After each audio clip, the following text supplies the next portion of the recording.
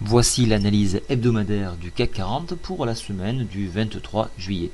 Alors ici on peut voir qu'en semaine nous avons essayé de dépasser la MM20, donc ça c'était un signal fort à la hausse, mais malheureusement nous avons clôturé au-dessous. Alors on a quand même une hausse, hein. Regardez, on a des histogrammes, des bougies vertes, hein, donc on finit plus haut que la semaine dernière.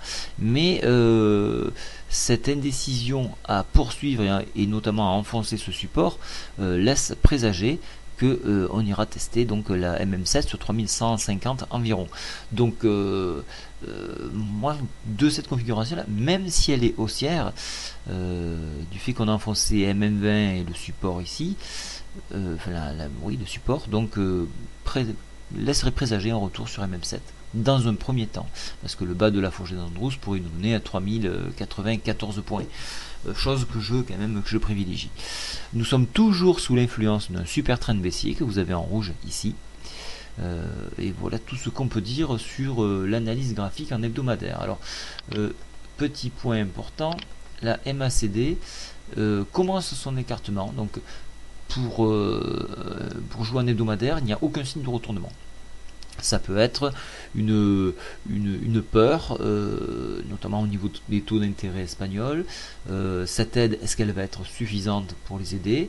Et puis bien sûr, on regarde l'Italie, parce que l'Italie est pas loin d'être dans une situation équivalente, et donc on n'aura pas assez de fonds pour aider l'Italie. Voilà pourquoi les gens ont très peur et préfèrent prendre leur jambe à leur cou, surtout que les vacances approchent, on a peu de volume, et donc les volumes réagissent, les indices réagissent violemment. C'est souvent dans des périodes de faible volume que les indices bougent le plus. Voilà pourquoi souvent on dit c'est le rallye d'été, mais c'est le rallye d'été s'il y a une idée, c'est des choses positives ici, c'est des choses négatives, donc on risquerait d'avoir un rallye inversé. Voilà à quoi il faut s'attendre. Donc au niveau du stochastique, on est très large, hein, donc il n'y a pas de signe de retournement également. Donc on a bien une configuration, alors ici plutôt neutre, et ici positive, positif également. Donc il n'y a pas trop lieu de s'inquiéter.